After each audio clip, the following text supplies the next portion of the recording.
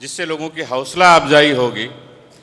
मैं ज़्यादा लंबी बात ना करते हुए एक अच्छा कार्य, और डॉक्टर सुनीता दुबे मेडिकल क्षेत्र में बहुत अच्छा काम कर रही हैं।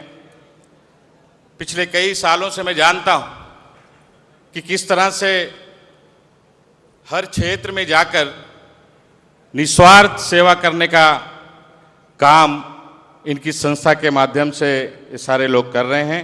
मैं उन सभी लोगों को, जिन लोगों को अवार्ड 2013 यहाँ पर मेडस्केप इंडिया की तरफ से मिला है, उन सबको ढेर सारी बधाई देना चाहता हूं। और अपनी बात को ख़त्म करते हुए आप सबको धन्यवाद। धन्यवाद। जय हिंद, जय महाराष्ट्र।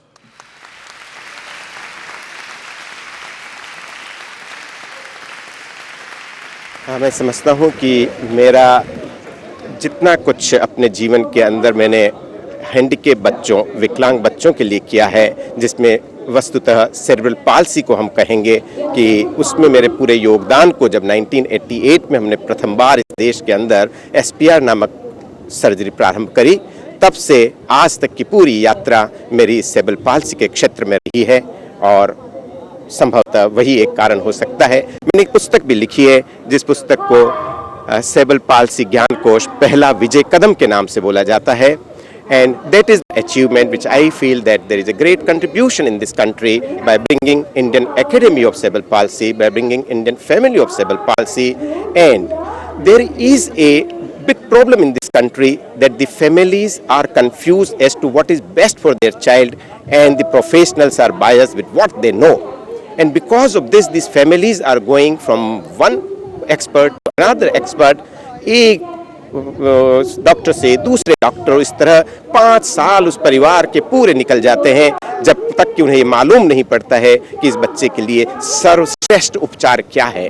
तब तक जब मस्तिष्क परिपक्व हो जाता है, उसके बाद में मुश्किल होता है कि किस प्रकार से इस बच्चे का उपचार किया जाए। ऐसी कई वेदनाएं इन परिवारों की मेरे हृदय के अंदर थी, तो मैंने सोचा कि क्यों न इस देश के अंदर एक Indian family of cerebral palsy, एक Indian academy of cerebral palsy बनाकर हम एक ही मन से सभी लोग अपने सारे अनुसंधानों को लेकर आएं और अनुसंधान के माध्यम से कहें कि कौन सी प्रथा, कौन सी विधा, कौन सा मेडिकल ट्रीटमेंट इन बच्चों के लिए अच्छा रहेगा, चाहे वह एलोपैथी हो, चाहे वह होम्योपैथी हो, चाहे वो आयुर्वेद हो, एक्यूपंक्चर हो, या कोई म्यूजिकल थेरापी क्यों ना हो। इन बच्चों को आवश्यकता है इस प्रकार के कई उपचारों की। And I am very sure that this country, जिसको कि हम बोलते हैं यंगिस्तान, हिंदुस्तान का दूसरा नाम यंगिस्तान यदि कहा जाए तो उसमें कोई अतिशयोक्ति न होगी, क्योंकि पूरे विश्व में सबसे ज्यादा छोटी उम्र के लोग इस देश में हैं। और इस देश के अंदर यदि इन बच्चों को हमने बहुत अच्छी तरह देखा भाला, तो निश्चय ही दूसरे बच्चों को तो देखना स्वाभाविक रूप से ही अच्छा होगा। और तभी हम विश्व के अंदर एक नया आंदोलन लेके आएंगे, इस विश्व के अंदर एक नई शक्ति हम भरेंगे कि because of this Yangistan, this energy, this spirit which we have, we all together and with the help of Medscape India we can bring, because I have learned from the Medscape India that they have a lot of good scope to do lot many good things and they are doing it. मैं बहुत कुछ प्रभावित हुआ हूँ उस बात से कि जहाँ पर इन्होंने इन्फेंट फिटिसाइड के खिलाफ एक आंदोलन चालू किया है, और बहुत आवश्यक है ऐसा आंदोलन, क्योंकि हिंदुस्तान के आज़ाद होने के इतने सालों बाद में 1 करोड़ बालिकाएं लुप्त हो गई हैं, गुप्त हैं, पता नहीं वह कहाँ गई है। यह वास्तव में एक बहुत बड़ी हत्या हुई है, जिसके लिए किसी तरह अपरोक्ष रूप से आज का समाज, this present society is responsible for what all has happened after the independence of India. We have to come out. आज अमेरिका के अंदर कोई ये नहीं सोचता है कि किस तरह का बच्चा जन्म लेगा, और हिंदुस्तान जिसके अंदर सरस्वती, दुर्गा, लक्ष्मी सारे रूपों में हमने एक स्त्री को देखा है, और आज हम एक स्त्री के अंदर विद्यमान भ्रूण, एक बालिका को, एक जो कि मां बन सकती है आने वाले समय में, उसका गर्भपात कर देते हैं। शर्म की बात है हिंदुस्तान के लिए कि in this we are imbalance, we are creating an imbalance. आप पूरे विश्व में देखेंगे कि जो रेशो है मेल और फीमेल का, वो 49:51 के आसपास घूमता रहता है, और हमारे यहाँ पर ये 46 पे भी चला गया है, फीमेल केवल 46 है। यदि प्रकृति के संतुलन को हमने बिगाड़ा तो कभी भी प्रकृति हमें माफ नहीं करने वाली है। वो समय आएगा जिस दिन हम सभी को इस प्रकोप के कारण बहुत बड़ी प्रताड़ना उठानी पड़ेगी। We have to face these situations if it comes up in this country because of this kind of misconception that the females are inferior. No, never. If we are going to do this thing and if the awareness is not going to come in this country, the ratio will change to such an end that the polyandry kind of a thing will be coming, that एक पत्नी के कई पति नहीं, ये हिंदुस्तान की संस्कृति ने कभी नहीं देखा है, हम कभी नहीं देखेंगे ऐसा। और इसके लिए मैं मेट्सकेप इंडिया को बहुत बधाई देता हूं कि वो चाह रहे हैं कि हम किसी प्रकार की इस असंतुलन को संतुलित कर दें, और मेरी तरफ से बहुत बहुत बधाई है कि आप ऐसा कर रहे हैं। आपको शायद मालूम न होगा कि कई वर्षों पहले एक बालिका का जन्म हुआ था, और उस बालिका के मस्तिष्क पर ये माँ बाप ने पढ़ा था कि नित्य नैतिक सही सुंदर तरीके से जो नीतिपूर्ण कार्य करके सभी को अपने साथ एक आंदोलन में लेके आगे बढ़ेंगी, प्रयाण करेगी, उस सारी इन शब्दों का एक ही मतलब होता है, और वो मतलब है सुनीता। यदि आप इसके अर्थ में जाएंगे तो आप पाएंगे कि शायद उन माँ बाप ने बहुत समझकर ही वहां से आने वाली इलेक्ट्रोमैग्नेटिक एनर्जी से शायद उनके मन से यही बात निकली होगी। और मैं सुनीता जी को, उनके दबदबे को, सुनीता दुबे, ये आगे बढ़ाना चाहूंगा कि हम आज इस देश के अंदर एक ऐसा आंदोलन बनाएं कि जिसमें सभी एक साथ जुड़े, जो कि आपके नाम के साथ में जुड़ा हुआ है, और आगे प्रयाण करें। और ऐसी ही बहुत सारी आशाओं के साथ मुझे विश्वास है कि ये पूरा देश आगे बढ़ेगा और विश्व में अपना नाम कराएगा। धन्यवाद। आप पर्सनली क्या मैसेज देना चाहेंगे, आप पर्सनली क्या कदम उठाना चाहेंगे इसके लिए? आपका पहला कदम क्या होगा? हमारा, जैसा कि मैंने लिखा है, सेरेब्रल पाल्सी पहला विजय कदम। पहला विजय कदम किसी भी क्षेत्र में होता है अवेयरनेस। आज हमारे पास में जब वो अंधे हो जाते हैं ब्रेन ट्यूमर से, तब पहुंचते हैं। इस देश को ज्यादा आवश्यकता आज की टेक्नोलॉजी की नहीं है, इस देश को आवश्यकता आज है जागरूकता की, अवेयरनेस की। और जब इस देश के अंदर यदि अवेयरनेस आएगी, हर क्षेत्र के अंदर हमको जाना है, एक जागरूकता पैदा करनी है, हेल्थ अवेयरनेस। और सही माने में यदि हेल्थ हम लाना चाहते हैं तो वो इतनी महंगी नहीं होती है, और सबसे बड़ी हेल्थ होती है true nature therapy. We should walk, laugh, pranayama, yogasana और अच्छा मन, ये सारी चीजें रखेंगे। इसीलिए मैंने एक पुस्तक लिखी है जिसका नाम है हंसो हंसाओ तो जानो, और इस पुस्तक के माध्यम से भी मैंने वैज्ञानिक दृष्टि से ये कोशिश करी है कि किसी प्रकार से समाज ये समझे कि यदि हमने एक दूसरे को हंसना और हंसाना सीख लिया है तो सारी सामाजिक विकृतियां खत्म हो जाएगी। यदि मैं आपके साथ बैठकर 5 मिनट यदि हंस लूं तो क्या मैं अगले क्षण कभी आपसे लड़ सकता हूं? नहीं। हेल्थ की एक परिभाषा के अनुसार physical, mental and social wellbeing, तो याद रखिए कि फिजिकल, मेंटल किसी हद तक एलोपैथी या दूसरी विधाएं ला सकती है, लेकिन सोशल हेल्थ जो कि अल्टीमेट है, वही हमारे धर्मों ने प्रारंभ करी थी इस देश के अंदर, धर्म के माध्यम से सामाजिक स्वास्थ्य की। और आज आवश्यकता इस चीज की बहुत ज्यादा जरूरत हो गई है, जबकि न्यूक्लियर फैमिलीज बन रही है, और उनके लिए यह आवश्यक होगा कि हम एक दूसरे के साथ walking, laughing, musical therapy, dancing, ऐसी कई प्रो नेचर चीजें होती है जिसमें से हम विद इन पावर, हमारे शरीर के अंदर विद्यमान ऐसे कई रासायनिक पदार्थ हैं, there are so many chemicals which are present in our own body with some efforts we can generate, but don't depend on the chemicals which are being poured from outside. All around now we can see the pollution, the food is polluted, air is polluted, water is polluted. Why? Because this is the technology, the tools which have brought so much pollution, and that is why we should say that Eastern world has the power from within and Western world has the power from outside. That is the tools which bring the power, and that is why they have given Newton and Einstein.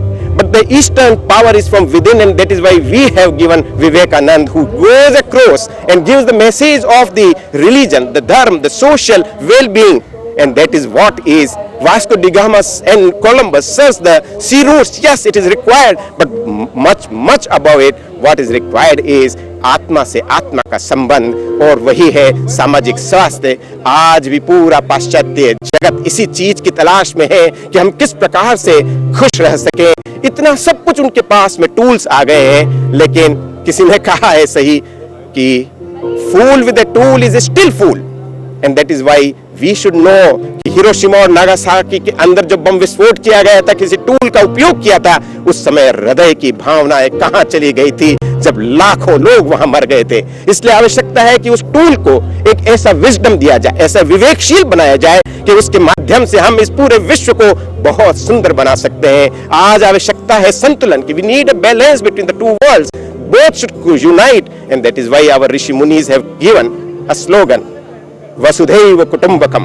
और वही चीज यदि आज इस विश्व के अंदर आ गई तो I am very sure that the time will not be away when we all will be supreme happiness having in us. हम में एक परम सुख की प्राप्ति होगी और उसके लिए दो दुनियाओं को एक साथ जुड़ना आवश्यक है। हमारे अब कदम यही रहेंगे।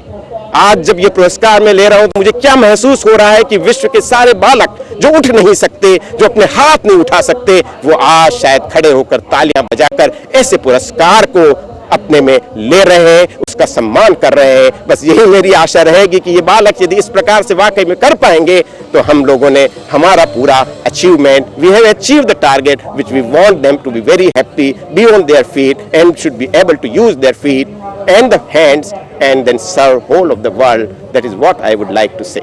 Thank you so much, sir. And now it's time for a very, very special performance. Absolutely, it's a very, very special performance. It's actually a small skit which is presented by very, very talented actors. And I must actually congratulate the Aishwarya and her group to put this act together. And I want all of you to give a roaring applause for this. Come on, guys. So here's our next act. Here is Aishwarya and her wonderful group performing for all of you here. Enjoy. मैं ऊपर चढ़ जाऊं? चलो चलो चलो चलो चलो चलो चलो जरा से एक घुट पानी मिल सकता है? पानी शॉल पकड़ो, पानी मिल सकता चलो है? चलो चलो चलो चलो चलो चलो चलो पैर उधर रखना है, इधर Excuse me. फ्लैश लाइट के इधर बाद में चलो चलो चलो चलो चलो 2 मिनट चलो चलो चलो चलो। हाय, क्या नाम है आपका? अमित. आ जाओ। इसका नाम है नेहा। आंटी को बोलो इशारा करो, आ जाओ। नेहा, से हाउ आर यू? हाय, रोज दे दिया। Good good good.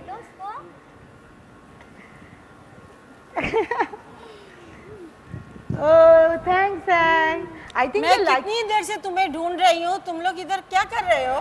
कुछ नहीं, हम इनकी दोस्ती। ये क्या है? कुछ नहीं, ये लोग एक दूसरे को क्या दोस्ती? बात कर रहे हैं और कुछ भी नहीं। ये दोस्ती आपको इसलिए मैंने रखा है? तो क्या हो गया? क्या हो गया? क्या उन थोड़ी लोग- सी दोस्ती? उन लोग को भी तो दोस्ती करने का हक है ना। अरे! क्या होता है? ये मुमकिन है क्या? क्यों अब नहीं? क्यों प्यार उनकी से- भावना के साथ खेल रही हो? अरे प्यार से बात तो से- प्रतीक्षा प्लीज, मैं आपको कितनी बार समझाया ये मत किया करो। मैडम से बात तो कर रहे हैं और कुछ भी तो नहीं। They like each other, so I waited. आपको इनका भविष्य पता है और फिर भी प्रतीक्षा प्लीज ओके, कोई बात नहीं, आपकी प्लीज मर्जी। प्रतीक्षा चलो चलो ठीक है। Amit.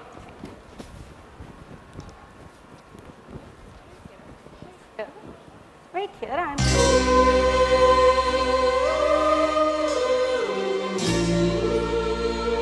wait here, wait here, wait here, wait here, wait here, wait here. Yes, wait only.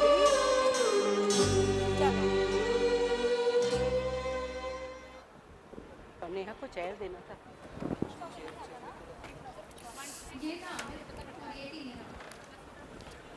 ऐसे दुनिया में बहुत से अमित और नेहा हैं। लोग अक्सर इन पर हंसते हैं या तो इन पर सहानुभूति दिखाते हैं, और इसके आगे कभी हमने इनके बारे में सोचा नहीं। कुदरत ने भले ही इनके साथ नाइंसाफी की है, इनको काफ़ी कमियां दी हैं, लेकिन इनके सीने में भी वही दिल है जो धड़कता है, इनके दिल में भी वही भावनाएं हैं। तो हम इनमें क्यों नहीं समझ पाते कि ये भी हमारी तरह जीना चाहते हैं? हम इनकी मदद क्यों नहीं कर सकते? आप ही मुझे जवाब दीजिए, क्या हमारा इनकी तरफ कोई कर्तव्य नहीं बनता?